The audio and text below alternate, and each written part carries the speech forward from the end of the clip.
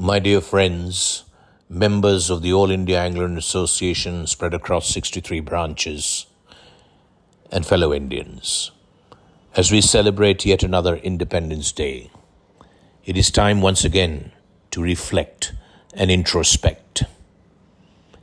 Is this the India we want, the India that is being built? Many years ago, the great poet Rabindranath Tagore wrote, "Where the mind is without fear." That is the India he wanted. That is the India our forefathers and the writers of the Constitution wanted to build. Now we have to ask ourselves, is this an India where the mind is without fear? Are we spending too much time looking back at what happened 30 years and 50 years and 70 years ago, blaming each other, pointing fingers of what happened and what didn't happen? Is that the right way to go? Isn't the past only a time from which we can draw strength? The time to act is now. The time to speak about, to reflect is now. What is gone, and who is to blame is hardly relevant. What is relevant is what is happening now, or what is not happening now.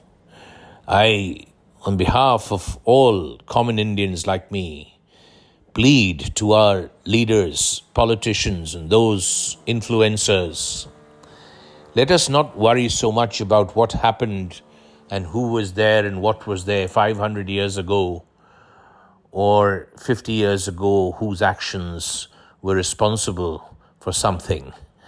Let us speak about the present and act on the present and build an India for all, for the young and the elderly, for men and women equally, for people belonging to all castes and tribes and communities, irrespective of how many or how few they are in number, irrespective of what language they speak. And with this in mind, I penned an antonym, and I have called it "Where the Mind is with Fear." And while I fear this may come true, I pray that the India we don't want will never become a reality. So with great respect towards the great poet Rabindranath, I have written these lines for an India I do not want to see, and I hope an India that never becomes a reality, where the mind is with fear.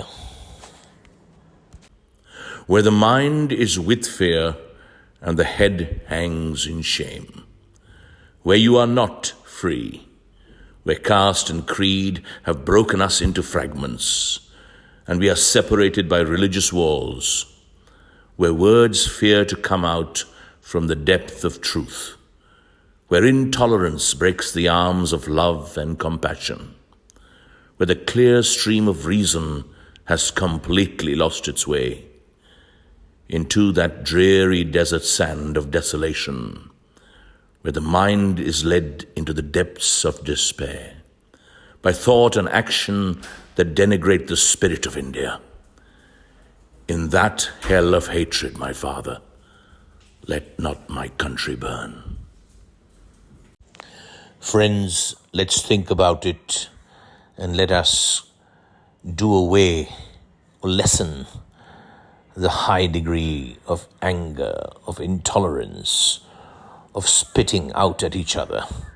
That has to come down.